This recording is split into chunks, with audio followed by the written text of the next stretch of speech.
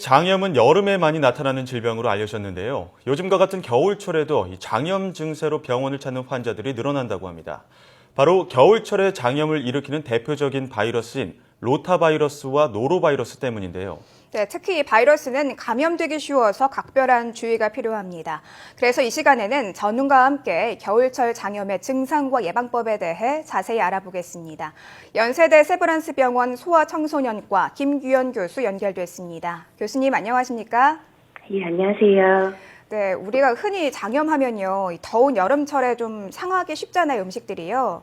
그래서 네. 이 상한 음식을 먹었거나 아니면 차가운 음식을 좀 많이 섭취해서 발생하는 질환이다, 이렇게 알고 있었는데요.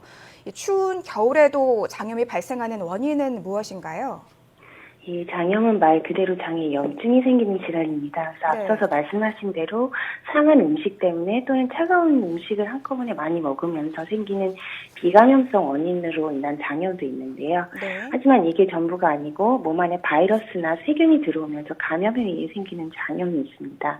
요즘 유행하는 겨울철 장염이라고 말씀을 하셨는데요. 성인과 아이들 사이에서 요즘 유행하는 노로바이러스에 의한 장염과 같은 경우가 이러한 겨울철 감염 장염이라고 말씀드릴 수가 있겠습니다. 우리나라처럼 사계절이 있는 나라에서는 특히나 겨울에 이러한 감염에 의한 장염이 더 많은 것으로 알려져 있습니다. 예. 그렇다면 여름철에 발생하는 장염과 그리고 겨울철에 발생하는 바이러스성 장염의 증상은 구체적으로 다른 부분이 있을까요? 장염의 주된 증상이 저희가 생각하는 것으로는 토하는 것, 설사하는 것, 그리고 배가 아픈 것입니다.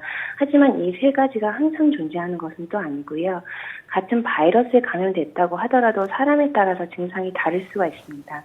그래서 여름에 발생하는 장염과 겨울에 발생하는 장염도 증상 자체가 다른 것이 아니라 환자들마다 호소하시는 증상이 다르다고 볼 수가 있겠습니다. 하지만 여름철에는 여행을 하면서 흔히들 물갈이라고 말씀하시는 형태로 장염이 나타난다면 물설사를 하는 증상이 주될 것이고요. 겨울철과 초봄에 아이들에서 유행하는 장염의 경우에서는 다른 장염들보다 특히 로타의 경우에서는 고열이 나면서 심한 경우는 경기까지도 할 수가 있습니다. 로타 장염의 경우에서는 다른 바이러스들에 의한 장염에 비해서 탈수가 더 쉽게 일어나는 경향이 있습니다. 요즘 유행하는 노로바이러스는 구토가 조금 더 우수한 그 증상이라고 말씀드릴 수 있겠습니다. 네. 앞서 이 겨울철 장염은 주로 이 바이러스에 의해서 발생한다 이렇게 설명을 해주셨는데요. 그렇다면 이 대표적인 바이러스인 로타바이러스 그리고 노로바이러스는 각각 어떤 특징이 있는지도 궁금합니다. 이 노로바이러스와 로타바이러스는 다른 종류의 바이러스이고요. 둘 다 대표적으로 겨울철 감염성 장염의 원인이 되는 바이러스입니다. 네. 노로바이러스의 경우에서는 성인에게서도 많이 나타나고 덜 익힌 어패류, 생과일 또는 야채 등의 음식이나 물을 매개로 그리고 또 바이러스가 묻어있는 물건을 통해서 전염이 되는 경우가 많이 있습니다. 네. 로타의 경우에서는 주로 5세 미만의 어린 아이들에서 유행을 주로 하고 있고요. 바이러스가 묻은 물건을 통해서 전염이 됩니다. 노로바이러스에 비해서 로타바이러스가 앞에서 말씀드렸지만 탈수를 더 쉽게 그리고 심하게 일으키고 고열이나 경기 등의 증상도 동반이 될 수가 있습니다. 가장 큰 차이점으로는 또 노로바이러스의 경우에서는 아직은 예방접종이 없고요. 로타바이러스의 경우에서는 생후 2사 6개월에 경구로 시행하는 예방접종이 있습니다. 예. 그렇다면 노로바이러스가 예방접종을 할 수 없는, 그러니까 백신이 없는 바이러스라고 할 수 있을 것 같은데요. 노로바이러스의 경우에 그럼 치료는 어떻게 진행이 되나요? 우선은 바이러스성 질환이기 때문에 항생제 치료나 항바이러스제 치료도 시행은 하지 않고 있고요. 가장 중요한 것은 탈수가 되지 않도록 하는 것입니다. 그래서 증상이 심하지 않은 경우에서는 경구 수액제제나 또는 집에서 충분한 수분 섭취를 하시고 증상이 너무 심하다 싶으시면 병원에서 대중적 치료를 시행하게 됩니다. 그래서 우리가 탈수를 막기 위해서 마시는 이온 음료가 있는데요.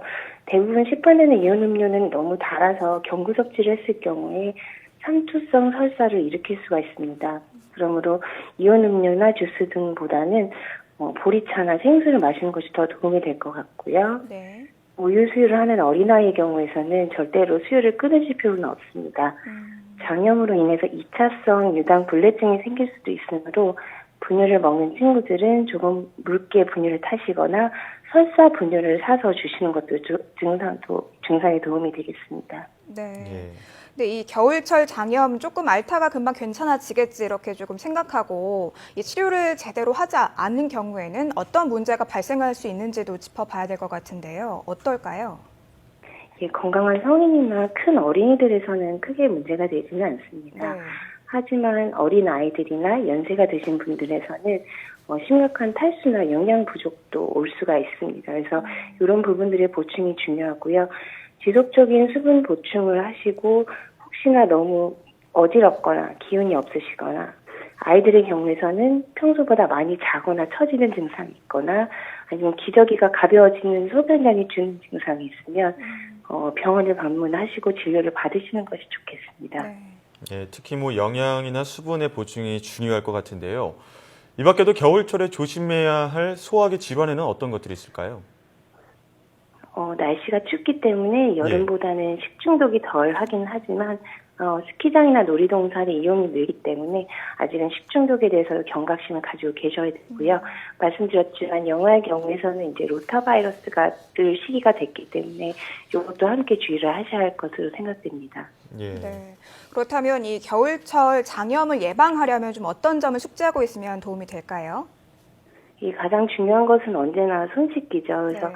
음식을 먹기 전에 반드시 손을 씻고 외출 후 그리고 화장실 이용 후에 그리고 아이의 기저귀를 갈아주시거나 용변을 도와주신 후에는 반드시 손을 씻으시는 것이 좋습니다.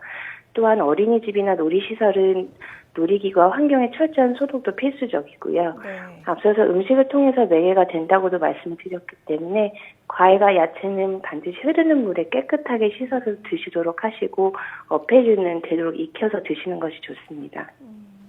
네, 무엇보다 위생 관리를 좀 더 철저히 하고 겨울에도 장염이 발생할 수 있다는 거 기억하고 있어야 될 것 같습니다. 지금까지 연세대 세브란스병원 소아청소년과 김규현 교수와 함께 이야기 나눴습니다. 교수님 오늘 말씀 감사합니다. 예, 감사합니다.